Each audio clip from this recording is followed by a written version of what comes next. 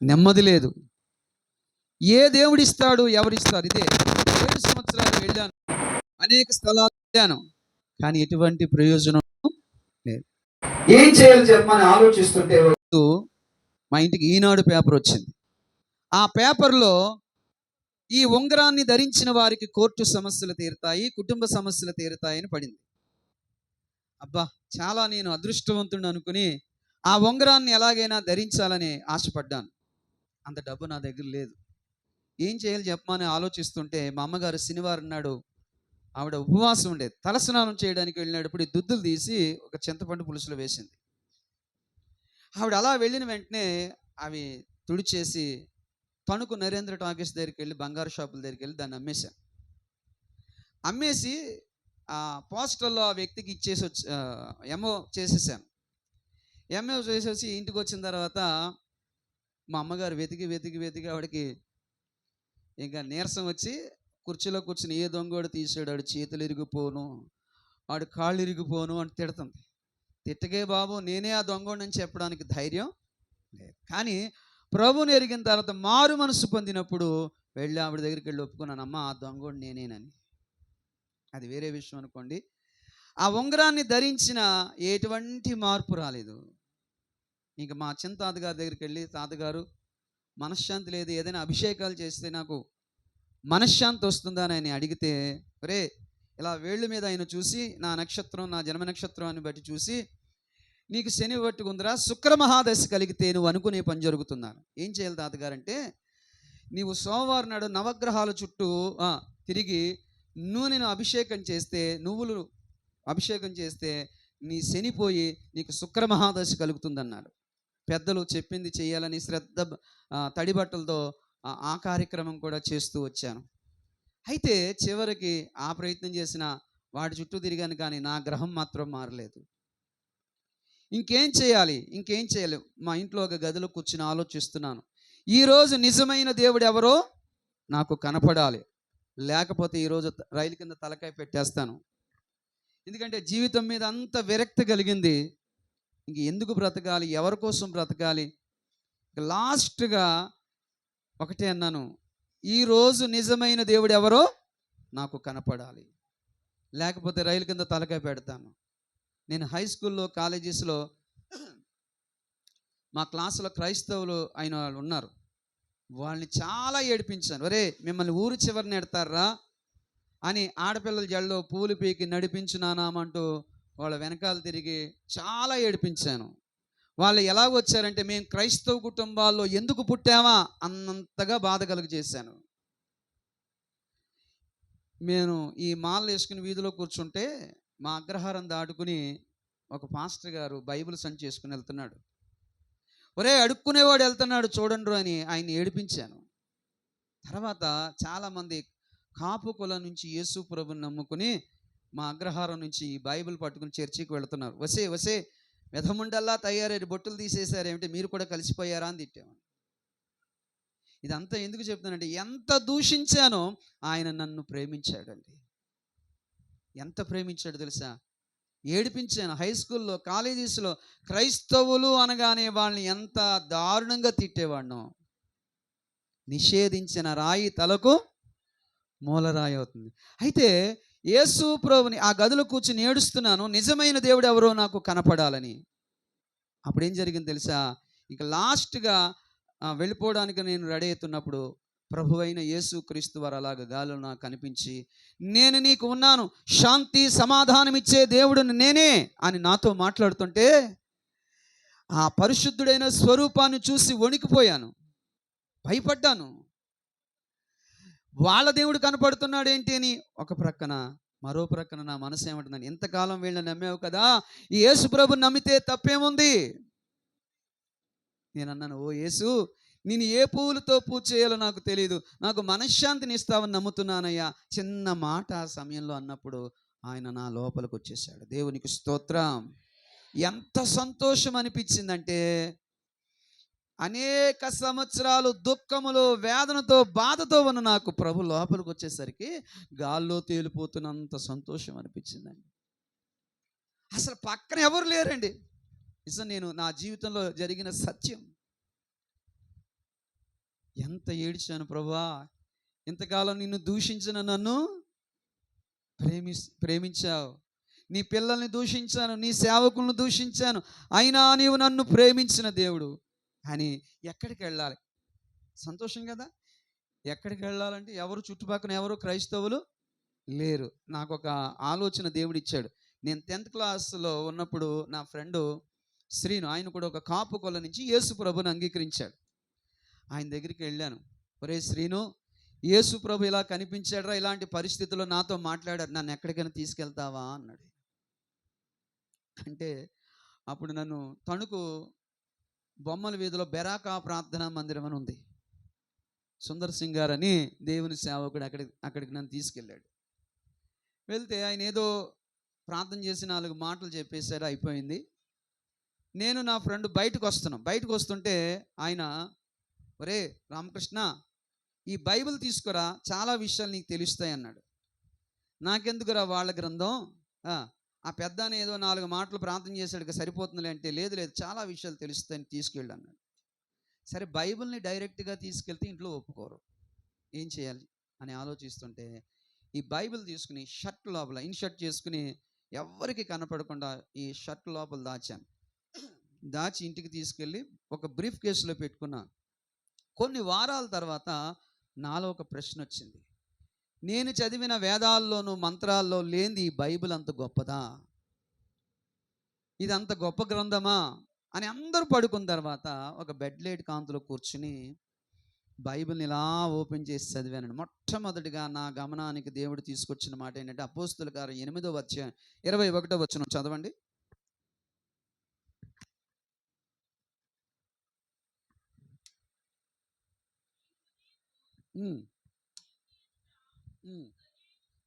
నీ హృదయము దేవుని ఎదుట సరైనది కాదు, కాబట్టి ఈ కార్యమందు పాలు పంపులు లేవు. ఆ వాక్యం నన్ను ఆలోచింపజేసింది. నేనేం పాపం చేశాను అని ఆలోచిస్తుంటే నా బాల్యంలో నుంచి చేసిన ప్రతి పాపము దేవుడు చూపించాడు. అమ్మ, మీరు అటు ఇటు చూడకండి, నా వెంప చూడండి. ఫోటో తీసినప్పుడు కెమెరా వెంప చూస్తారు కదా, అటు ఇటు చూస్తారా? అటు ఇటు చూస్తే మెడలు పడతాయి. దయచేసి నా వెంప చూడండి. ఈసారి నాకు మీ పేర్లు తెలియదు కానీ మీ బట్టల కలర్ చెప్పేస్తాను, ప్లీజ్. అయితే ఆ రోజున ఆ బైబిల్ చదువుతుంటే, నీ హృదయము దేవుని ఎదుట సరైనది కాదు. నేనేం చేశాను ఆలోచిస్తే, నా బాల్యం నుండి చేసిన ప్రతి పాపము దేవుడు చూపించాడు. అయితే ఏం చేయాలి? ఆ పాపములు ఎలా ఉన్నాయంటే కొన్ని నాకు గుర్తున్నాయి. ఒకటి, దొంగ కరెంటు వాడాను. రెండోది, మా పెదనాన్నగారు అమ్మాయి దగ్గర డబ్బులు దొంగిలించి సినిమాకి వెళ్ళాను. దొంగ ప్రయాణం చేశాను, మా అమ్మగారిని కొట్టాను. ఇవన్నీ కూడా దేవుడు నాకు చూపిస్తున్నాడు. నేను ఎవరెవరినైతే ఆడపిల్లల్ని ఏడిపించానో హై స్కూల్లో, కాలేజీలో, వాళ్ళందరినీ చూపించి వెళ్ళి ఒక్కొక్కరి దగ్గరికి వెళ్ళి క్షమాపణ అడగమని. సులభమా కష్టమా అమ్మా? కష్టమా. దేవుడు ఒప్పుకోమన్నప్పుడు ఒప్పుకోవాలిగా. ఫస్ట్ ఎలక్ట్రికల్ ఏఈ గారి దగ్గరికి వెళ్ళాను. తణుకు వీరనారాయణ టాకీస్ ఎదురుకుండా సబ్ స్టేషన్ దగ్గరికి వెళ్ళి, అయ్యా, నేను దొంగ కరెంటు వాడాను, నన్ను క్షమించండి. నువ్వు ఎవరు అయ్యా అంటే, నేను ఇలా శివాలయంలో పూజారిగా చేసేవాడిని అండి, మనశ్శాంతి లేక చచ్చిపోదామని వెళ్ళాను, అప్పుడు యేసు ప్రభు నన్ను బయటకు తీసుకొచ్చాడు అని చెప్తే, ఆయన సీట్లో నుంచి బయటకు వచ్చి, ఏమయ్యా, మనశ్శాంతి, మనం చేసిన పాపాలను బట్టి మనశ్శాంతి ఉండదా అంటున్నాడు. ఆయన, ఉండదండి. ఆయన అంటున్నాడు, నేను ఇంత ఆఫీసర్ కేటగిరీలో ఉన్నాను కానీ నా ఇంట్లో మనశ్శాంతి లేదు, మీ యేసు ప్రభు నాకు కూడా మనశ్శాంతి ఇస్తాడా అని. ఎవరికైనా ఇస్తాడండి ఆయన అన్న. అంటే తన ఇంట్లో ఉన్న విషయం అంతా చెప్పాడు. చెప్పి, ఏదో మీ వాళ్ళు మాట్లాడతారు కదా, కొన్ని మాటలు నాకు చెప్పు అన్నాడు. చెప్పాను. నేను ఎలాగా దేవుడు నన్ను దర్శించాడు. బయటకు వచ్చేసాను. నేను మెట్లు దిగుతుంటే ఆయన ఏమన్నాడు తెలుసా? నేను కూడా చర్చికి వెళతాను. దేవునికి స్తోత్రం. ఎలక్ట్రికల్ ఏఈ గారు ఏమన్నాడంటే, నేను కూడా చర్చికి వెళ్తానయ్యా, నీకు ఇచ్చిన దేవుడు నాకు కూడా మనశ్శాంతిని ఇస్తాడు అని చెప్పి నేను దిగి వచ్చేసి ఇంటికి వచ్చేసరికి మరలా బైబిల్ చదువుతున్నాను. ఎలా చదువుతున్నానంటే, రహస్యముగా కాలేజీ బుక్లో పెట్టుకుని బైబిల్ చదువుతున్నాను. చదువుతుంటే విగ్రహముకు అర్పితమైనవి తినకూడదు. ప్రభువా మా ఇంట్లో ఉన్నవన్నీ అవే కదా. మా అమ్మగారు కనీసం కాఫీ ఇవ్వాలంటే పాలు నైవేద్యం పెడితే కానీ ఇచ్చేది కాదు. మా అమ్మగారి దగ్గరికి వెళ్ళి అమ్మ నాకు నైవేద్యం పెట్టింది పెట్టద్ది అంటే ఆవిడ ఒకేసారి జాగ్రత్త సుమి, మన ఇంటా వంట లేదు, భ్రష్టుడు అయిపోతావు జాగ్రత్త. నేను యేసు ప్రభుని నమ్ముకున్నాను, నైవేద్యం పెట్టింది పెట్టద్ది అంటే తాచుపాములో లేచిందండి. నువ్వెన్నేనే చెప్పు, నేను మాత్రం యేసు ప్రభుని తప్ప ఇంకెవరిని వెంబడించలేను చెప్తే నా గ్లాసు, నా ప్లేటు, నా బట్టలన్నీ వేరే రూమ్లో పెట్టింది. ఇదేంటమ్మా అంటే మేము మడాచారాలతో నువ్వు కాని దేవుని ఇంట్లోకి తీసుకొస్తున్నావు గనక నీకు నాకు సంబంధం లేదు. అయితే నువ్వు కొడుకు గనుక, ఒక్కడు గనుక నేను వదులుకోలేను, నువ్వు ఎక్కడికి వెళ్ళకు, ఆ గదిలోనే ఏదో అనుకో, అంతేగాని బయటికి వెళ్ళి మా పరువు తీయద్దు. నేను అన్నానమ్మా ముక్కు మూసుకుని ఎంతసేపు ఉంటావు అన్నాను. ముక్కు మూసుకుని ఎంతసేపు ఉంటావు? ఒక్క నిమిషం ఉండడానికే తలకిందులు అయిపోతావు కదా. నా ప్రభుని ఎరగకుండా నేను ఎరగనని చెప్పనంటే నా మీద ఒట్టేని ఒట్టేయించుకుంది ఆవిడ. అయితే కొన్ని రోజులు భయపడ్డాను. కానీ ఒక రోజున నేను ఈ విషయంలో బాధపడుతుంటే దేవుడు ఏం మాట్లాడో తెలుసా? నేను నిన్ను లోకములో నుంచి వేరు చేశాను, భయపడకు, నేను నిన్ను ప్రత్యేకించుకున్నాను. నాకు ఎంత సంతోషం అని. అక్కడి నుంచి సినిమాలు, చెడు స్నేహాలు ఇవన్నీ వెళ్ళక ఏమి చేయకుండా ఇంట్లోనే ఉంటున్నాను. అర్చకత్వానికి వెళ్ళట్లేదు. మా నాన్నగారు వాళ్ళు ఏమంటున్నారంటే రావట్లేదు ఏమిట్రా గుడికి అంటున్నారు. సరే మీరు వెళ్ళండి, నేను రాలేనన్నాను. అయితే ఒక రోజున నేను మరలా బైబిల్ చదవాలని ఒక కాలేజీ బుక్లో పెట్టుకుని బైబిల్ చదువుతున్నా. బైబిల్ని రహస్యంగా చదువుతుంటే ఒక రోజున మా నాన్నగారు అంత దూరం, ఒరే రామకృష్ణ ఏం చదువుతున్నావురా అని వచ్చాడు ఆయన. ఏం లేదు నాన్నగారు అని మూసేశాను. ఆయన వెళ్ళిన తర్వాత మరలా నేను బైబిల్ ఓపెన్ చేసి చదివితే ఏముందంటే అది మత్తయి సువార్త 10:33లో ఎవరైతే మనుషులు ఎదుట నన్ను గూర్చి ఎరుగనను వారిని నా తండ్రి ఎదుట నేను వారిని ఎరుగను అనే మాట కనపడింది. చదువుతారా? చదవండి.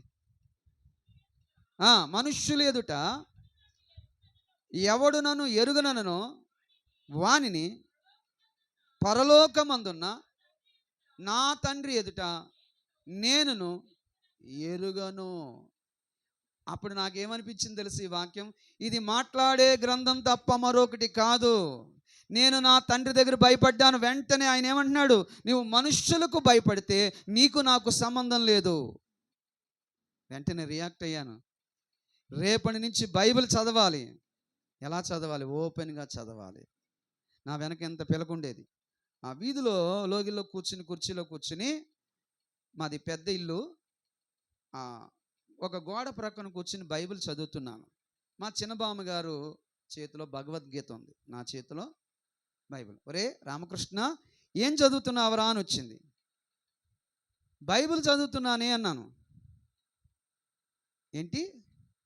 ఒరే మన ఇంటా వంట లేదురా, ఆ పుస్తకాన్ని బయట తీసే, జాగ్రత్త సుమి, నువ్వు భ్రష్టుడు అయిపోతావు, ఇంట్లో అందరూ వెలివేసేస్తారు అంది. నేను అన్నాను ఈ బైబిలే, ఇదే నా జీవితాన్ని మార్చింది. మరణానికి వెళ్ళిపోతున్న నన్ను వెనుకకు తీసుకొచ్చిన ఏకైక గ్రంథం. నా బ్రతుకేంటో నాకు ఆయన చూపించాడు. ఇప్పుడు నేను మనశ్శాంతిని పొందుకున్నాను, సంతోషం పొందుకున్నాను. మరణానికి వెళ్ళిపోతున్న నన్ను ఆయన వెనుకకి, నేను చచ్చిపోవాలనుకుని వెళ్ళాను, కానీ ఆయన నాకు ఏం చేశాడు? జీవాన్ని ఇచ్చాడు. అంటే నీవు ఇలాంటి పనే చేస్తావని తాతగారు నీ జాతక చక్రం రాశారా అంది. ఏం రాశాడు బామ్మ అని అడిగితే, నేను ఏ నక్షత్రంలో పుట్టానో, ఏ పాదంలో పుట్టానో, ఎన్ని గంటలకు పుట్టానో, ఎన్ని నిమిషాలకు పుట్టానో అదంతా రాసి కింద సారాంశం రాశాడంట. వీడు యుక్త వయసుకు వచ్చేసరికి వీడిలో వింత చేష్టలు కనపడతాయి. ఆ వింత ఇదేనేమో ఉంటుంది ఆవిడ. అంటే ఒక వయసుకు వచ్చేసరికి వీడిలో రకరకాల చేష్టలు కనపడతాయి. అంటే యవ్వనస్తుడిగా వచ్చేసరికి వీడి ప్రవర్తన వింతగా ఉంటుందన్నాడు. నేను అన్నాను బామ్మ, మా బామ్మగారు వాళ్ళు యనమండుగురు తోటికోళ్ళు. వీళ్ళు, మా బామ్మగారి చేతిలో భగవద్గీత ఉంది. నేను అన్నాను బామ్మ నీ చేతిలో ఉన్నవాడు ఏం చెప్తున్నాడు, నా చేతిలో ఉన్నవాడు ఏం చెప్తున్నాడు ఒకసారి ఆలోచిద్దామన్నాను. ఆవిడ చేతిలో ఉన్నవాడు ఏం చెప్తున్నాడు? దుష్ట శిక్షణ, శిక్ష రక్షణ, నేను దుష్టులను శిక్షించడానికి వచ్చాను అంటున్నాడు. మరి నా చేతిలో ఉన్నవాడు ఏం చెప్తున్నాడు? దుష్టుల కొరకు, పాపుల కొరకు క్రీస్తు యేసు ఈ లోకమునకు వచ్చెను. నాలాంటి దుష్టుడు, నాలాంటి పాపి కొరకు వచ్చాడంటే మనం పాపలం ఎట్లా అవుతాంరా? బ్రాహ్మణ కుటుంబంలో, ఉత్తమమైన కుటుంబంలో పుట్టాం, మనం పాపలం ఎట్లా అవుతాం? నేను అన్నాను, చిన్నప్పటి నుంచి ఒక అబద్ధం కూడా ఆడలేదా? మీరు చెప్తే నమ్మరు. నేను ఈ పాపములు ఒప్పుకున్న సందర్భంలో మా పెదనాన్నగారు అమ్మాయి దగ్గరికి వెళ్ళి, అక్క నీ దగ్గర 5 రూపాయలు నేను దొంగిలించి సినిమాకి వెళ్ళాను అంటుంటే, ఎప్పుడు రా అంటుంది. తర్వాత నేను హై స్కూల్లో, కాలేజెస్లో ఎవరెవరినైతే ఏడిపించానో ఇంటింటికి వెళ్ళి క్షమాపణ అడుగుదామని ఆడపిల్లల ఇంటికి వెళ్ళాను. వెళ్తే వాళ్ళు కంగారు పడిపోతున్నారు నన్ను చూసి. ఏంటి మా ఇంటికి వచ్చామని కంగారు పడుతున్నారు. అమ్మా మీరేం కంగారు పడకండి, నేను బైబిల్ చూపించాను. యేసు ప్రభు నన్ను దర్శించాడు, మరణానికి వెళ్ళిపోతున్న నన్ను రక్షించాడు. మీ దగ్గరికి వెళ్ళి క్షమాపణ అడగమన్నారంటే వాళ్ళు ఏమన్నారు తెలుసా? మేము క్రైస్తవ కుటుంబాల్లో పుట్టాం, ఇలాంటి మార్పు మేము చూడలేదన్నారు. వాళ్ళు కూడా ఎలా అయ్యారంటే తిరిగి జన్మించిన అనుభవంలోకి వచ్చారు. దేవునికి స్తోత్రం. వాళ్ళు ఏమన్నారంటే మేము క్రైస్తవ పేర్లు పెట్టుకున్నాం, క్రైస్తవ కుటుంబాల్లో పుట్టాం, కానీ ఇలాంటి అనుభవం లేదు అంటే అదేమో నాకు తెలియదు, దేవుడు నాకు ఇలాంటిది ఇచ్చాడు అంటే వాళ్ళు కూడా కన్నీళ్లు పెట్టుకున్నారు. ఒక్కొక్కరి దగ్గరికి వెళ్ళి క్షమాపణ అడిగి దొంగిలించినవి తిరిగి ఇచ్చేయడం, ఎవరితో అయితే సమాధానం లేదు వాళ్ళ దగ్గరికి వెళ్ళి సమాధాన పడుతుంటే ఎంత ఆనందం వచ్చేస్తుందో కదా. మనం ఒప్పుకోకే సరైన ఆనందం పొందుకోలేకపోతున్నాం, విడిచిపెట్టకే ప్రభులో ఉన్నది అనుభవించలేకపోతున్నాం. అయితే తర్వాత ఏం జరిగిందంటే మా ఇంట్లో ఈ విషయం అయిన తర్వాత మా బామ్మగారికి నాకు నేను అన్నాను, బామ్మ మా యనమండూరు తోటకోళ్ళు ఏం చేశారు, మధ్యాహ్నం విష్ణు సహస్రనామం, లలితా సహస్రనామం, ఋగ్వేదం, చతుర్వేదం, సామవేదం ఇలాంటి వేదాలన్నీ పఠిస్తూ ఒక శ్లోకాన్ని పఠిస్తూ ఉండేవారు. అదేంటంటే సర్వపాప పరిహారో రక్త ప్రోక్షక అవశ్యకం తద్రక్తం పరమాత్మయేన పుణ్యదాన బలియాగం అనుంది. అంటే సర్వపాప పరిహారో రక్త ప్రోక్షక అవశ్యకం తద్రక్తం పరమాత్మయేన అంటే పరమాత్ముడైన వాడు, సృష్టికర్త అయిన వాడు ఈ లోకానికి వచ్చి ఏం చేయాలంట? ఆత్మానం యజ్ఞం కృష్ణం ప్రావస్యతి, తన ఆత్మను యజ్ఞంలో అర్పిస్తేనే తప్ప నరుడు పాపం పోదయ్యా అని చెప్పబడుతోంది. అంటే రక్తము చిందించకుండా పాప క్షమాపణ కలగదయా అని చెప్తున్నారు. మరి ఎవరు రక్తం చిందించారు? దశావతారాల్లో అవతార పురుషుడు కూడా మానవుల యొక్క పాపముల కొరకు రక్తము చిందించలేదు. మరలా నేను బైబిల్ దగ్గర ఎక్కడుందా అని తర్వాత పరిశోధించినప్పుడు ఎక్కడుందంటే హెబ్రీ 9:22 ఉంది, రక్తము చిందింపకుండా పాప క్షమాపణ కలగదని సామాన్యముగా చెప్పవచ్చునుంది. అక్కడ ప్రశ్న, ఇక్కడ జవాబు. మా బామ్మగారు అంటుంది, ఒరే ఏ విషయమైతే తెలుసుకోకూడదో అదే తెలుసుకున్నావు గనుక త్వరలోనే ఇంట్లో నుంచి వెళ్ళిపోతావు. అక్కడ ఉంది కదా, ఆత్మానం యజ్ఞం కృష్ణం ప్రావస్యతి అంటే ఒక దైవము తనకు తానుగా ఈ లోకానికి వచ్చి తన ఆత్మను యజ్ఞంలో అర్పిస్తేనే తప్ప నరుడు పాపం పోదని చెప్పబడుతోంది. యేసు ప్రభు సిలువలో ఏం చేశాడు? ఆయన ఒక బలి పశువుగా, చూడండి యోహాను సువార్త 1వ అధ్యాయం 29వ వచనంలో, మీరు తీయక్కర్లేదు, ఇదిగో లోక పాపములు మోసుకుని పోవు దేవుని గొర్రె పిల్ల అంటే మానవుని యొక్క పాపముల కొరకై ప్రాయశ్చిత్తము చేయుటకే ఆయన సిలువలో యజ్ఞమైపోయాడు, బలి పశువుగా బలైపోయాడు. అందుకనే ఈ పాప క్షమాపణ. చెప్పండి, మానవులందరికీ ఏం కలిగింది? యేసు క్రీస్తు రక్తములో ప్రతి పాపము నుండి మనల్ని పవిత్రులుగా. తర్వాత మా బామ్మగారు వెళ్ళిపోయిన తర్వాత మా ఇంట్లో హలమర్లో కొన్ని పుస్తకాలు ఉన్నాయి. ఆ పుస్తకాల్లో ఎక్కడైనా యేసు ప్రభు గురించి చెప్తారా అని చూస్తుంటే కొన్ని చదివాం. ఏముందంటే ఓం ఓం అనే మాటకి అర్థం ఓంకార స్వరూపుడైన దేవుడు ఎలా ఉన్నాడంట? శబ్దమై ఉన్న దేవుడు. అక్కడ కింద ఏం రాయబడిందంటే వాక్కు రూపములో ఉన్నవాడా నీకు స్తోత్రం అనుంది. వాక్కు రూపములో ఉన్నవాడా నీకు స్తోత్రం అంటే దేవుడు ఎవరంటే ఓంకార స్వరూపుడైన దేవుడు శబ్దమై ఉన్నాడు. శబ్దం అంటే చెప్పండి, శబ్దం, వాక్కు. ఆయన నోటి నుంచి వచ్చిన వాక్కు ఈ సృష్టి కలిగింది. ఎక్కడుంది తెలుసా? హెబ్రీ 11:3 వచనంలో ప్రపంచములు దేవుని వాక్యము చేత నిర్మాణమైనవి. అక్కడ ప్రశ్న, ఇక్కడ జవాబు. చెప్పండి, ఈ సృష్టిలో ఏమీ లేనప్పుడు ఏముందంటే శబ్ద తరంగాలు ఉన్నాయని అంటున్నారు ఎవరు? సైంటిస్టులు.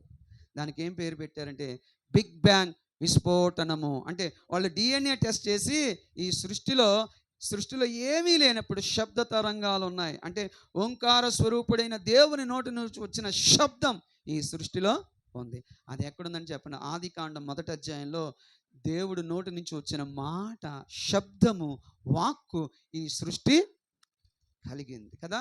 ఆయన అన్నాడు కదా, వెలుగు కలుగునుగాక అన్నాడు. నోటి నుంచి వచ్చిన శబ్దం ఈ సృష్టి కలిగింది. ఓంకార స్వరూపుడైన దేవుడు నోటి నుంచి వచ్చిన శబ్దం, ఆ శబ్దమే ఈ సృష్టి కలిగింది. ఆ శబ్దంలో నుంచి వచ్చిన మాటలే ఈ పరిశుద్ధ గ్రంథం. తర్వాత రెండోది ఓం దరిద్ర నారాయణ మహా అని ఉందండి. దానికి అర్థం ఏమిటంటే అక్కడ రాయబడి ఉంది, ఓ దేవా, సమస్త మహిమను విడిచిపెట్టుకుని రిక్తుడిగా దరిద్రుడిగా ఈ లోకానికి వచ్చినవాడా అని చెప్తూ 2 కొరింథీ 8లో ఆయన మనల్ని ధనవంతులుగా చేయుటకు ఆయన దరిద్రుడిగా మారాడనుంది. మానవుని యొక్క పాపం అనే దారిద్ర్యం నుంచి విడిపించడానికి ప్రభు అయిన యేసుక్రీస్తు వారి లోకానికి వచ్చాడు. మతం మార్చడానికి కాదు, ఆయన మతం మారమంటలేదు. చూడండి, తర్వాత ఇంకొక మాట ఏంటంటే నారాయణ. ఇది కూడా మంచి పాటే, కానీ అర్థం తెలుసుకోకుండా ఉంటున్నారు. ఏంటంటే నారాయణ నారాయణ అనే మాటకి అర్థం ఏంటి? జలముల మీద అల్లాడువాడు అని మనకి ఎక్కడుంది? ఆదికాండంలో ఉంది కదా.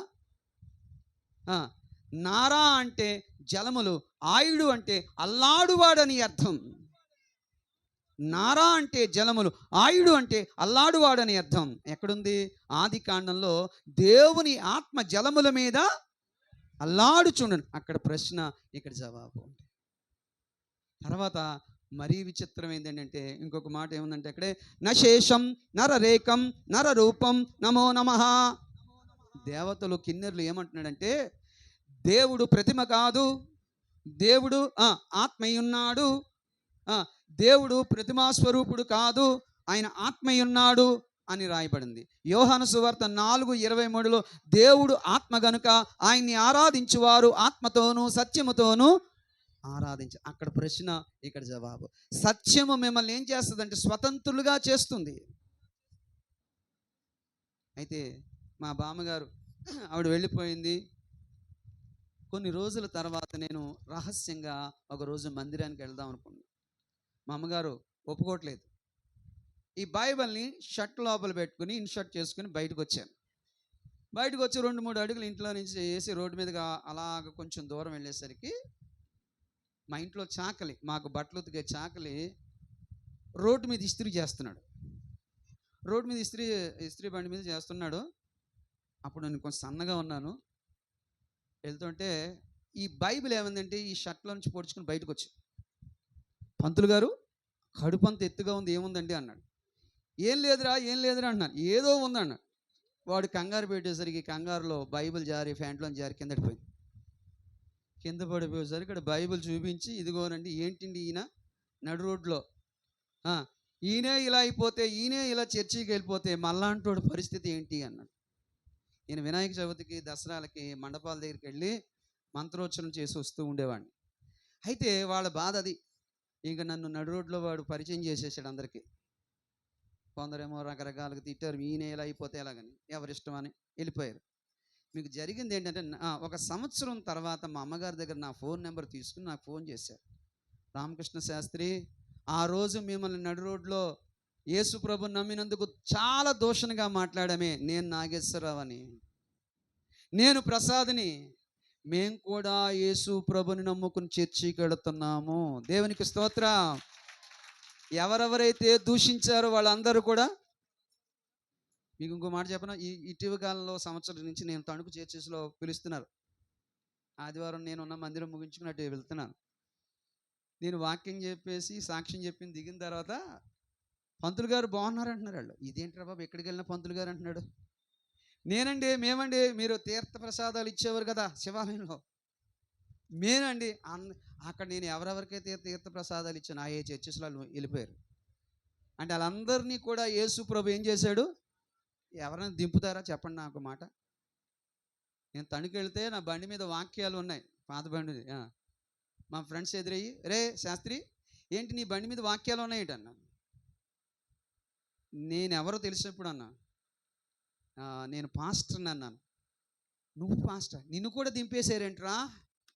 నువ్వు ఎలాంటోడు ఎలాగైపోయావేంట్రా అని ఇంకా రోడ్డు మీదే నాకు మాట్లాడుతున్నాను. నేను చచ్చిపోయిన నన్ను బ్రతికించిన ఏకైక దేవుడు, దేవునికి స్తోత్ర. నా బ్రతుకుని మార్చాడు. ఎవరు ఎవరు దింపలేదు. ఇంకోటి చెప్పనా మీకు, ఇంకో రూమర్ ఏంటంటే, మా ఇంట్లో మా అమ్మగారికి భయపెట్టడానికి, మీ అబ్బాయి క్రైస్తవుల అమ్మాయిని ప్రేమించాడు, కాళ్ళు చేతులు తీసేస్తారు నా పెళ్లి చేసుకోకపోతే, ఏదో చెప్పారండి. మా అమ్మగారు ఏడుస్తూ కూర్చుంది. అయితే ఇలాంటివన్నీ కూడా నా మీద వచ్చినాయి. కానీ మీకు విచిత్రమైన మాట చెప్తాను. నా పెళ్లి గురించి మీకు చెప్పి కాస్త ముందుకు వెళ్తాను. ఇక్కడ కోడవెల్లో లోదరం చర్చ్ ఉంది. చిన్నప్పుడు మా అమ్మమ్మ గారు ఊరికి సెలవులకు వచ్చేవాడు. ఆ పెళ్ళిళ్ళు అయితే వేసవికాలంలో వెళ్ళి వచ్చాను. మా అమ్మమ్మ గారు ఒరే వెధవ చచ్చినాడా ఎక్కడికి వెళ్ళావరా అంది. పెళ్ళి అయింది, అక్కడ పెళ్ళి అయింది, పేటలో వెళ్ళాను అంటే, వెధవ అక్కడ దేనో దాన్ని చేసుకుని చేస్తావు జాగ్రత్త అంది. మీకు అర్థమైందా?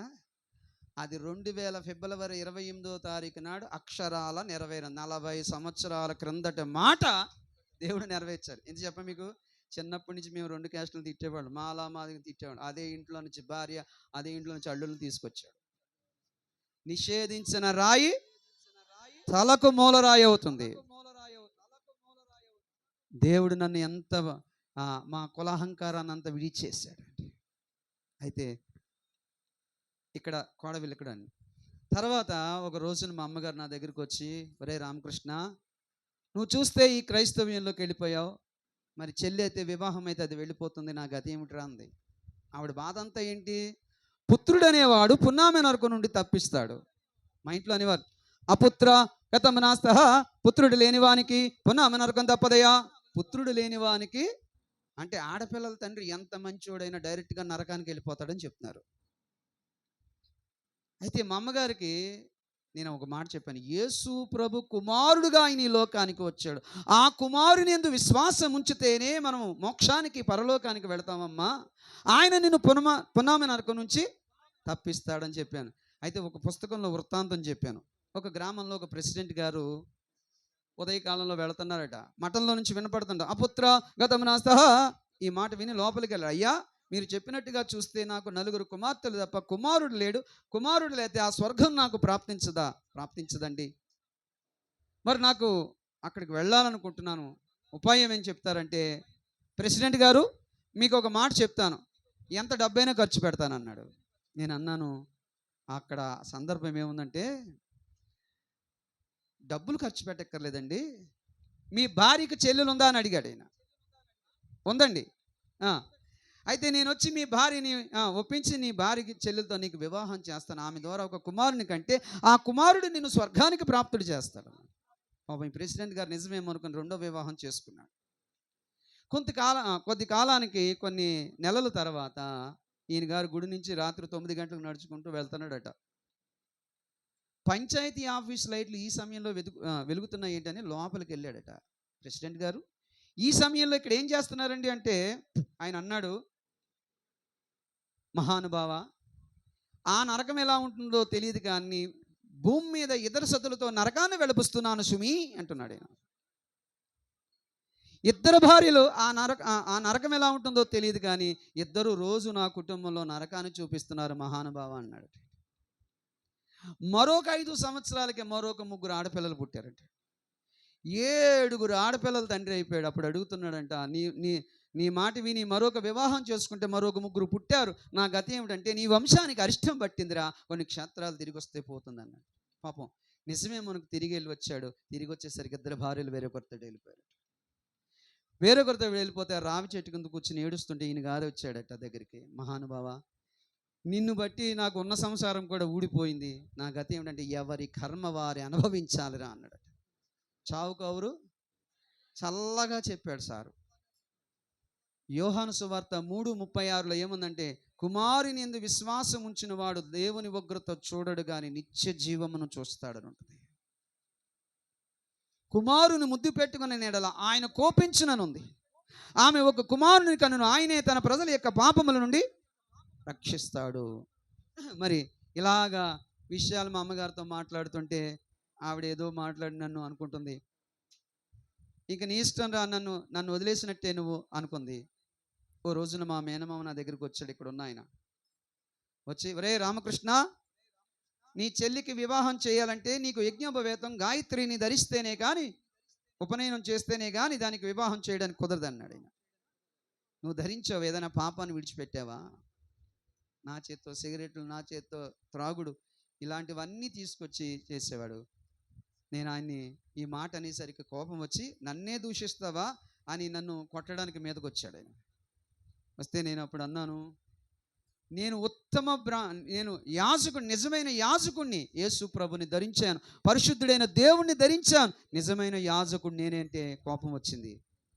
మా నాన్నగారు వాళ్ళు ఈ యొక్క బ్రాహ్మణ కుటుంబంలో పుట్టినప్పటికీ వాడు బ్రాహ్మణుడు కాదు, వాడు శూద్రుడే అనేవారు మా ఇంట్లో. ఏమనేవారంటే, జన్మనదాయితే శూద్రం కనమనదాయితే ద్విజం. అంటే జన్మించినప్పుడు అందరూ కూడా శూద్రులేరా, ద్విజుడైతే కానీ వాడు బ్రాహ్మణుడు కాదు, అంటే తిరిగి జన్మిస్తేనే కానీ వాడు బ్రాహ్మణుడు కాదు అని చెప్పేవారు. జన్మనదాయితే శూద్రం కనమనదాయితే ద్విజం. అంటే నువ్వు బ్రాహ్మణ కుటుంబంలో పుట్టినప్పటికీ ద్విజుడవ్వాలి. మరి బైబిల్ క్రైస్తవ కుటుంబంలో పుట్టినంత మాత్రాన వాడు క్రైస్తవుడు కాదు, తిరిగి జన్మిస్తేనే కానీ వాడు పరలోక రాజ్యమునకు వారసుడు కాదు. నికోదేము వస్తాడు కదా యేసు ప్రభు దగ్గరకు వచ్చి, ఏమంటాడు? పరలోక రాజ్యానికి ఎలా వెళ్ళాలంటే ఆయన చెప్తాడు కదా, ఒకడు క్రొత్తగా జన్మిస్తేనే కానీ వాడు పరలోక రాజ్యమునకు. క్రిస్టియన్ కుటుంబంలో పుట్టిన క్రిస్టియన్ పేరు పెట్టుకున్నంత మాత్రాన పరలోకం లేదు అని చెప్తాను. అయితే వేమన్న గారు కూడా తన పద్యంలో ఏముందంటే, జన్మకాలం బంబు ధన్యంబు లేవు, నడుగు బాటులలో నవ్వులు పాలగుచున్నాను, నడుమ ధన్యమేలా. అంటే వేమన్న గారు అంటున్నారు, నేనన్నమాట కాదు. వేమన్న ఏమంటున్నాడంటే, ఆయన జన్మించినప్పుడు పాపం ఉంది, పుట్టుకతో పాపం వచ్చింది, కానీ మధ్యలో ఈ ధన్యం వచ్చింది. మధ్యలో వచ్చింది నన్ను పాపము నుండి ఎట్లు వేరు చేయగలదు? పుట్టుకతో వచ్చిన పాపమును యేసు క్రీస్తు ద్వారానే పోతుంది తప్ప ఏ రకమైన ప్రయత్నాలు చేసినా, చెప్పండి, మన యొక్క పాపపు నైజాన్ని నుంచి విడిపించాడు ఆయన. చెప్పండి, ఇప్పుడు పరిశుద్ధమైన దాన్ని చూడగలుగుతున్నాం, అబద్ధం ఆడడానికి భయపడతాం. చెప్పండి, చెడు పనులు చేయడానికి ఇప్పుడు ఏమవుతున్నాం మనం? చెప్పండి, ఒక స్త్రీని మోహపు చూపుతో చూచువాడు అప్పటికప్పుడు ఆమెతో వ్యభిచారం చేసినట్టే. చూస్తేనే పాపం అంటున్నాడు. నేను దేవునిలోకి వచ్చినా చూస్తే పాపం అంటే చూడకుండా ఎలా ఉంటాం అనుకున్నాను. కానీ నీ చూపులో మంచిగా చూస్తే పర్వాలేదు. నేను అంటాను, యేసు ప్రభు నీ లోపలికి వచ్చాడంటే నువ్వు ఎలా మారిపోతావు తెలుసా? ఎవరిని చూసినా నీ భార్యని తప్ప, నీ భర్తను తప్ప ప్రతి వాళ్ళని పవిత్రంగా చూడగలుగుతావు. యేసు ప్రభు లోపలికి వచ్చి, ఆయన లోపలికి వచ్చిన తర్వాత పిచ్చి పిచ్చి చూపులు పోయినాయి. సూటిగా మాట్లాడతాం.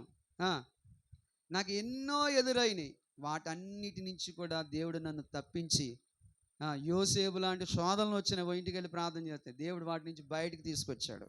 దేవునికి స్తోత్రం. అయితే ఒక రోజున మా నాన్నగారు, మా ఇంట్లో నేను రహస్యంగా మందిరానికి వెళ్ళి వస్తుంటున్నాను. మా నానమ్మ గారు, అంటే మా బామ్మగారు హై బీపీ వచ్చి చనిపోయింది. చనిపోయినప్పుడు హిందూ ధర్మశాస్త్ర ప్రకారం ఏం చేస్తారు? కింద పడుకోబెట్టి అగరత్తులు వెలిగించి తల కింద దీపం పెట్టడం. చుట్టుపక్కల వాళ్ళు అందరూ వచ్చి ఏడుస్తున్నారు. అప్పట్లో టెలిగ్రామ్స్ ఉన్నాయి, అంటే ఈ సెల్ ఫోన్స్ అంత లేవు, ల్యాండ్ ఫోన్లు ఉన్నాయి. టెలిగ్రామ్ ఇచ్చారు, మదర్ డైడ్, స్టార్ట్ ఇమీడియట్లీ తణుకొని. అయితే నేను అప్పటికే ఒక మందిరానికి వెళ్ళి 4 రోజుల క్రింద చనిపోయిన లాజరు గురించి విన్నాం. విశ్వాసంతో ఉన్నాను. నాకు అది మనసులోకి వచ్చి, ప్రభువా 4 రోజుల క్రింద చనిపోయిన లాజర్ని లేపారు కదా, చెప్పండి, 4 రోజుల క్రింద చనిపోయిన లాజర్ని లేపారు, ఈరోజు మా నాన్నమ్మ చనిపోయింది, నువ్వు లేపవా అనే శవం దగ్గరికి వెళ్ళి అందరూ ఏడుస్తున్నారు. ప్రభువా నాలో ఏమీ లేదు, నజరేయుడైన యేసు క్రీస్తు నామములో మా నాన్నమ్మ లేచి కూర్చోవాలి అనే నెత్తి మీద ఎలాగ చేతులుంచి చిన్న ప్రార్థన, వచ్చిరాని ప్రార్థన చేసి ఆమేనన్నాను. అంతే, నిజంగా ముసలావిడ లేచి కూర్చుంది. ముసలావిడ అలా కూర్చుంది, మీరు చప్పట్లు కొడుతున్నారు కానీ నాకు దడదడలాడిపోయింది. మా అమ్మగారేమో నా ముఖంలో చూస్తుంది, ఆవిడ ముఖంలో. ఆవిడ లేచి అంటే ఏమిటి, ముక్కులో దూదులు, చెవిలో దూదులు అని చెప్పి ఆ దూదులు తీసుకుంటూ అడుగుతుంది, మీరు చచ్చిపోయారు అత్తయ్య గారు అంటే బాగోదు. ఆవిడకి ఏం చెప్పాలో మా అమ్మగారికి అర్థం కాలేదు. తీసుకెళ్ళి మంచం మీద కూర్చోబెట్టింది. మీరు ఎలా నవ్వారు కానీ మేము భయపడుతున్నాం. మా కోసం చుట్టుపక్కల ఓదార్చడానికి ఏడవడానికి వచ్చారు కదా, వాళ్ళు ఒక్కొక్కరు పరుగు పరుగుని పారిపోయారు అంతే. పారిపోయేసరికి వెళ్ళిపోయారు. ఈలోగా ఆవిడ కూర్చుంది. రాజమండ్రి నుంచి మా పెదనాన్నగారు వచ్చాడు. ఆయన పబ్లిక్ రిలేషన్ ఆఫీసరు. సెలవులు ఉండవు, మొత్తానికి సెలవు వేడుక మొత్తానికి వచ్చాడు. అప్పటికే 3 గంటలు వ్యవధి అయిపోయింది.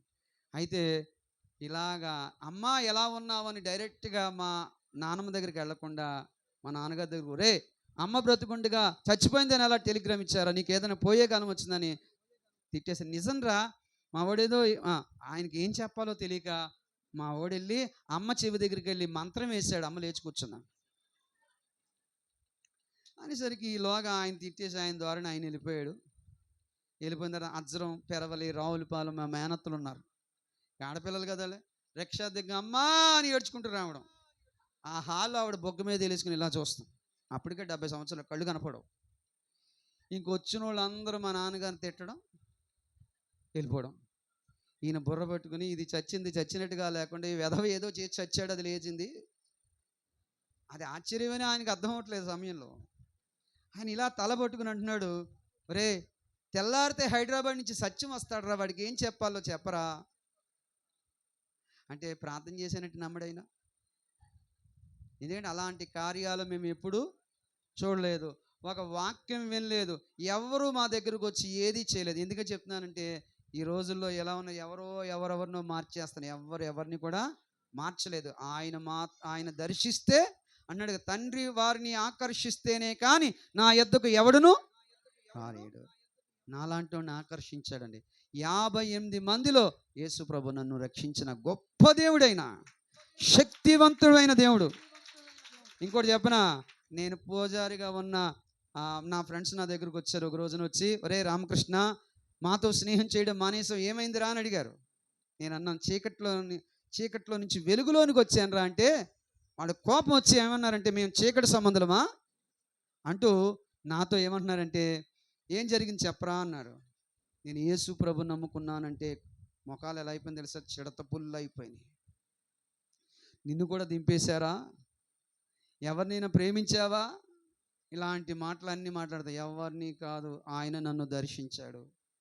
ఒక ప్రార్థన వారికి వినిపించాను. ఆ ప్రార్థన ఇట్లుంది, అసతోమా సద్గమయ తమచోమా జ్యోతిర్గమయ మృత్యోర్మ అమృతంగమయ ఓం శాంతి శాంతి శాంతి అంటున్నాం. ఈ ప్రార్థన ఏమిటో మీకు ఏంటి తెలిసేమిట్రా అంటే, నువ్వే చెప్పన్నారు. అసతోమా అంటే అసత్యములో ఉన్నాము దేవా, మమ్మల్ని సత్యములోనికి నడిపించుము. యేసుప్రభు ఏం చెప్పాడు, నేనే సత్యమును అన్నాడా, నేనే సత్యమును. తర్వాత తమచోమా జ్యోతిర్గమయ, చీకట్లో ఉన్నాము దేవా, మమ్మల్ని వెలుగులోనికి నడిపించుము. యోహాను 8:12, నేను లోకమునకు వెలుగై ఉన్నాను, నన్ను వెంబడింపగోరువాడు చీకట్లో నడవక ఆశ్చర్యకరమైన వెలుగులోనికి నడుస్తాడు. అక్కడ తర్వాత మృత్యోర్మ అమృతంగమయ, మరణములో నుండి నన్ను జీవములోనికి దాటించుము దేవా. యేసు ప్రభు అన్నాడు, నా యందు విశ్వాసం ఉంచువాడు నశింపక నిత్య జీవము పొందుతాడు. ఈ 3 సత్యాలు నాకు తెలిసినాయి. అంటే మేము అన్నీ ఒకటేనంటాం, మీ నమ్ముకున్న వాళ్ళు అన్నీ మాది ఒకటే కరెక్ట్ అంటారు అన్నాడు. ప్రభు వీళ్ళకి ఏం చెప్పాలంటే 2 రోజులు ఎంత అన్నాడు. మనం 2 రోజులు ఎంత, అమెరికా దేశానికి వెళ్తే 4, 2 × 2 4 అని ఖచ్చితంగా మనం చెప్తామా? సత్యం కూడా అదే.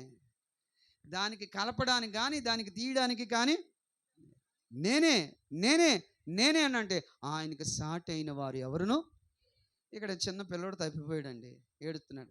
ఈ పిల్లోడు తండ్రి ఎవరని ఇలా పాస్టర్ గారు సంకలు ఎత్తుకుని చూపించారనుకోండి, ఎంతమంది వస్తారు? నేనే అంటారు, కానీ మేమంటే కొడతారు. నేనే. సత్యాలు లేదు, సత్యం ఒకటే, అబద్ధాలు అనేది ఉన్నాయి. చెప్పండి, సత్యములోనికి నన్ను తీసుకొచ్చాడు. అయిపోయింది. మా ఫ్రెండ్స్ అంటున్నారు, ఒరే నేను ఎవరో, ఇంకా వాళ్ళకి ఆ మనోనేత్రం తెరవబడలేనంతసేపు ఎలా మాట్లాడతారు. తర్వాత వాళ్ళు వెళ్ళిపోయారు. ఒక రోజున మా నాన్నగారు అన్నదమ్ములందరూ కూర్చున్నారు. ఒరే రామకృష్ణ, మేము చెప్పిన మాట విను. ఇంక నేను 3 విషయాలు చెప్పి ముగించేస్తాను. అన్నదమ్ములందరూ ఒక కార్యక్రమంలో సమావేశమై ఏమంటున్నారంటే, ఒరే నువ్వు ఆ క్రైస్తవ్యంలోకి వెళ్ళినట్టు మాకు తెలిసింది, మేము చెప్పినట్టుగా వింటావా? లేకపోతే ఇంట్లో నుంచి వెళ్ళిపోతావా అన్నాడు. మీరు ఎన్నైనా చెప్పండి, నేను యేసు ప్రభుని తప్ప ఎవరిని వెంబడించను. మా తర్వాత ఈ కార్యక్రమాలన్నీ జరిపించవలసింది నువ్వేరా అన్నారు. నేను ఒకటే అన్నాను, ఆయన తప్ప ఎవరిని కూడా వెంబడించలేననేసరికి నన్ను మా నాన్నగారు తమ్ముడు, ఆఖరి తమ్ముడు మా బాబాయ్ వచ్చి ఎక్కడ పడితే అక్కడ కొట్టేసి చెంపల మీద లోపల గదిలోకి ఈడ్చుకెళ్ళిపోయాడు. ఒక గదిలో పడేశారు. 3 దినాలు అలా ఉంచారు. ఏదో జైల్లో ఖైదీగా ఒక ప్లేట్లో అన్నం పెట్టారు.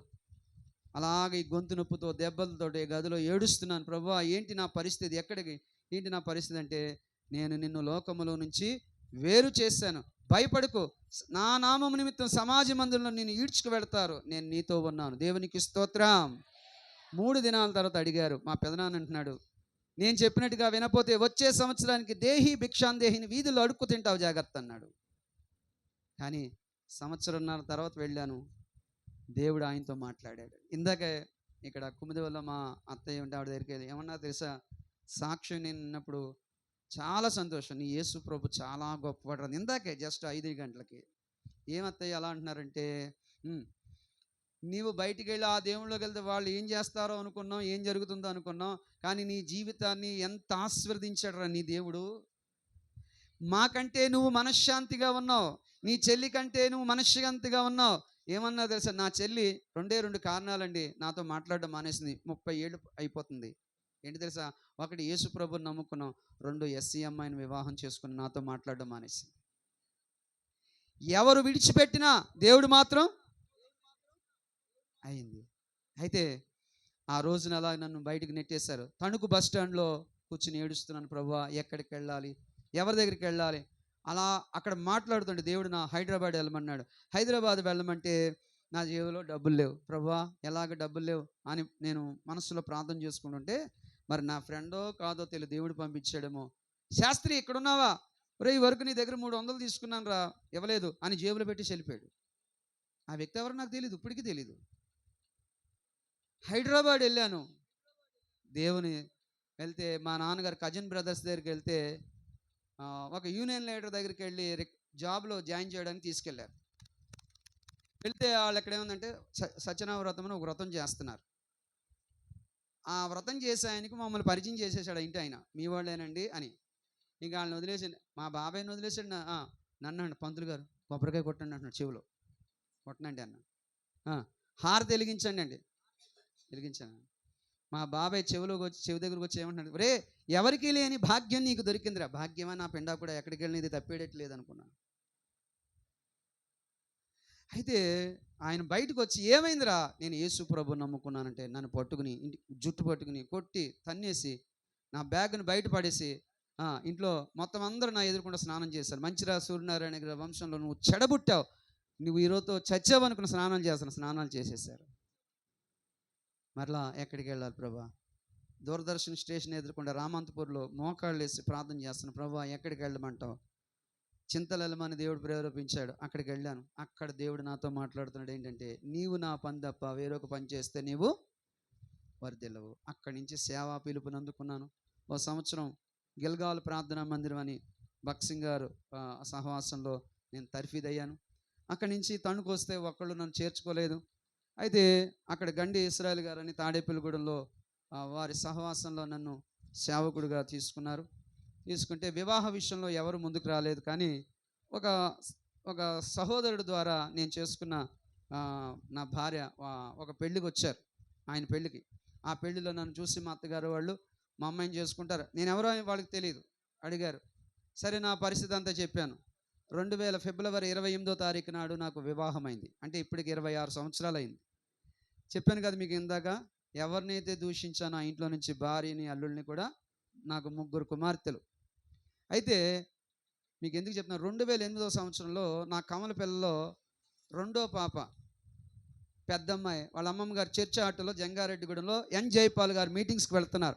ఆ మీటింగ్స్కి వెళ్తున్నప్పుడు వీళ్ళు వెళ్తున్న ఆటోని ఒక కారు వచ్చేసి చాలా బలంగా ఢీక్కుంది. మేమేమో ముందే వెళ్ళిపోయాం. ఆ జైపాల్ గారు అబ్బాయి అనౌన్స్మెంట్ చేశారు, కొయ్యలగూడ నుంచి వచ్చిన ఆటో యాక్సిడెంట్ గురైందని. కవుగా హాస్పిటల్కి వెళ్ళాం. వెళితే మా పెద్దమ్మాయి నన్ను చూసి సంకలో ఇలాగా కూలబడిపోయింది, కళ్ళు తిరిగిపోయి తనకి జరిగిన సందర్భం భయం వేసింది. ఏం జరిగిందంటే ఈ రెండో పాప మధ్యలో కూర్చుంది. ఆ రాడ్లన్నీ నొక్కేసి కాలు ఎముకలన్నీ బయటకు వచ్చేసాయి, చేతి వేళ్ళు ఇరిగిపోయినాయి, సైడ్ సీసం పెంకులు దిగిపోయినాయి. తర్వాత ఈ పెద్దమ్మ ఎగిరి గడ్డిలో పడింది. అక్కడ రోడ్డు మీద పడితే చచ్చిపోయేది. ఇంకా జంగారెడ్డిగూడెం ఫైర్ స్టేషన్ దగ్గర ఈ స్పాట్ జరిగింది. అయితే అక్కడి నుంచి ఏలూరు నుంచి విజయవాడ దగ్గర బెన్ సర్కిల్ దగ్గర గవర్నమెంట్ హాస్పిటల్లో అడ్మిట్ చేశారు. మత్తు ఇచ్చారు. ఈ అమ్మాయికి మత్తు ఇవ్వలేదు, ఎక్కలేదు. రెండవ పాపకి లోపలికి తీసుకెళ్ళి ఆపరేషన్ చేస్తుంటే సండే స్కూల్ పాటలు పాడుతుందంట. డాక్టర్ అన్నారంట, ఇంత పెద్ద ఆపరేషన్ జరుగుతుంది, నీకు మత్తు ఎక్కలేదా? ఇదేం చర్చ అనుకున్నావా? నోరు మూసుకుని పడుకో అన్నాడట. అప్పుడు డాక్టర్ గారండి, నేను చచ్చిపోవలసిన దాన్నేనండి, యేసయ్య నాతో ఏదో పని ఉందండి, ఆయన బ్రతకనిచ్చాడండి, దేవునికి స్తోత్రం. అయితే అంటుందట, డాక్టర్ గారు మీరు చచ్చిపోతే ఎక్కడికి వెళ్తారో అందంటే. ఒకే ఒక మాట, ఆ మాట 2 minutes సర్జరీ ఆపేసి స్టన్ అయిపోయాడట. అయిపోయిన తర్వాత ఇంటికి బెడ్ తీసుకొచ్చి బెడ్ మీద వేసేసారు. మరుసటి రోజున లైన్కి వచ్చాడు. ఎవరండి పాప? మా అమ్మాయి అండి. ఈ అమ్మాయిలో తెలియని శక్తి ఉందండి అన్నాడు. ఏమైందంటే ఈ మాట అందండి, మీ చచ్చిపోతే ఎక్కడికి వెళ్తారని. నేను నా రూమ్కి వెళ్ళిన అదే మాట, కారు ఎక్కిన అదే మాట, పడుకునేదే మాట, బాత్రూమ్కి వెళ్ళినా అదే మాట, భోజనం చేస్తున్న అదే మాట, ఎక్కడికి వెళ్ళినా నువ్వు చచ్చిపోతే ఎక్కడికి వెళ్తావు అదే మాట మారుమరుగుతుంది. అదేంటో చెప్తారని వచ్చారన్న. యేసు ప్రభు గురించి నేను ఎలా రక్షించబడ్డానో ఒక 5 నిమిషాల్లో మాట్లాడు, అంతకంటే ఎక్కువ టైం వాళ్ళు ఎవరు మాట్లాడేస్తారు. వెళ్ళిపోయాను. అయిపోయిన తర్వాత మాకు డిశ్చార్జ్ చేశారు ఒక 20 days తర్వాత. చేస్తే ఇంటికి వచ్చేసాం. మరలా 20 రోజుల తర్వాత మేము హాస్పిటల్కి వెళ్తే ఆ డాక్టర్ గారు ఎదురు ఏమంటున్నాడు తెలుసా? మాస్టర్ గారు, నేను కూడా యేసు ప్రభు నమ్ముకున్నాను. దేవునికి స్తోత్రం. దేవుడు ఎవరు విడిచిపెట్టినా దేవుడు మాత్రం ఆ బిడ్డ ఇప్పుడు డిగ్రీ అయిపోయింది. మొన్న November 3వ తారీఖు వివాహమైంది. మొన్న 20 రోజుల క్రిందట ఒక బిడ్డకు జన్మనిచ్చింది. ఏ అవయవాలు పాడవకుండా చక్కగా దేవుడు ఆమెను తీర్చిదిద్దాడు. ఎందుకు యాక్సిడెంట్కి దేవుడు అనుమతించాడు? ఒక ఆత్మను దేవుడు సువార్తను ప్రకటించడానికి. నేనున్న మందిరం దగ్గర 4 రోడ్లు ఇలా పొడుచుకుని ఉంది. పాస్టర్ గారు, ఇంత గొప్ప యాక్సిడెంట్ ఎందుకు అయింది తెలుసా అంటున్నారు పక్కన వాళ్ళు వచ్చి. ఈ 4 రోడ్లు స్థూలం మీ అమ్మాయిని కొట్టేశారు. ఇప్పుడు ఏం చేయమంటారన్నా? మీ దేవుడు బొమ్మ ఎట్టన్నాడు. దేవుడు అంటున్నాడు, బొమ్మ అంటున్నాడు కానీ దేవుడు అంటలేదు. దేవుడు మేలైనా కీడైనా ఆయన చూసుకుంటారు, మీరు వెళ్ళండి అన్నాను. అయితే ఆ బిడ్డ చక్కగా ఉంది. నాకు 3 బిడ్డలేక వివాహాలు అయిపోయినాయి. మీకు ఇంకొకటి ఏంటంటే, మధ్యలో ఒక పరీక్షాకాలం అది జరిగింది. మేము తాడేపల్లిగూడ దగ్గర పెంటపాడులో పరిచయం చేశాం. అక్కడ ఉన్నప్పుడు మా అమ్మగారు నా దగ్గరకు వచ్చింది. ఒరే రామకృష్ణ, నీ దేవుడు చాలా గొప్పవాడు అంది. ఏమైందమ్మా అంటే, మా బంధువులు కొలీగ్స్ అందరూ అన్నారట, మీ వాడు మతంలోకి వెళ్ళిపోయాడు, వాడిని ఏదో ఒకటి చేయండి అన్నారట.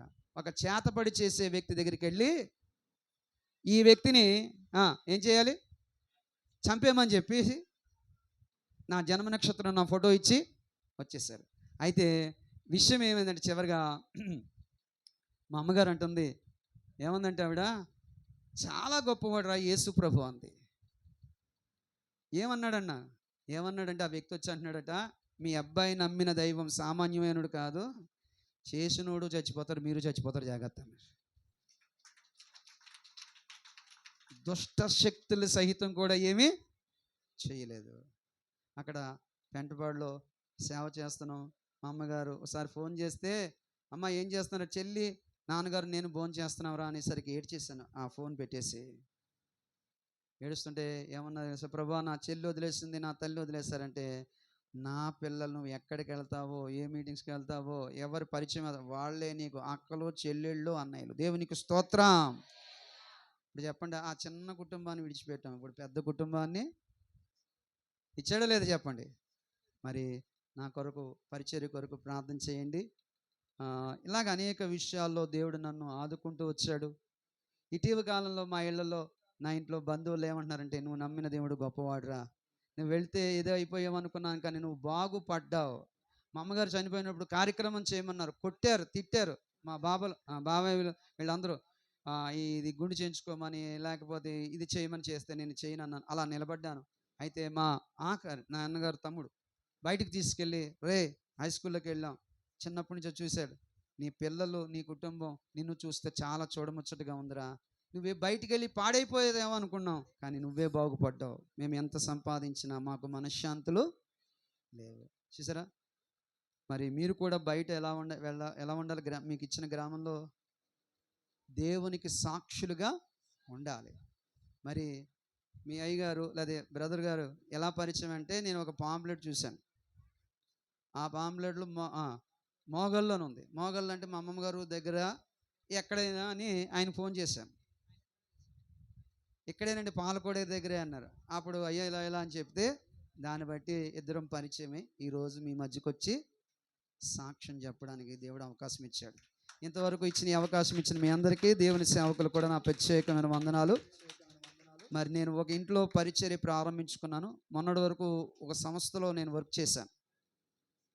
కానీ ఈ వివాహ విషయంలో కొన్ని వాళ్ళు చేసుకోవద్దని మమ్మల్ని బయటకు వెళ్ళిపోమన్నారు. వచ్చేసాం. ఒక అద్దింట్లో ఉంటూ ఒక ఇంట్లో పరిచర్య చేస్తున్నా. తర్వాత ఇంకొక విషయం ఏంటంటే, అన్నయ్య గారు ఉన్నారు కదా, ఇప్పుడు ఏం పేరు పెట్టుకున్నారో నాకు తెలియదు, జయప్రకాష్ గారు. మేము రామారావు అన్నయ్య గారు అంటాం. నేను ఇక్కడ పాలకోడేరులో ఉన్నప్పుడు మాకు చాలా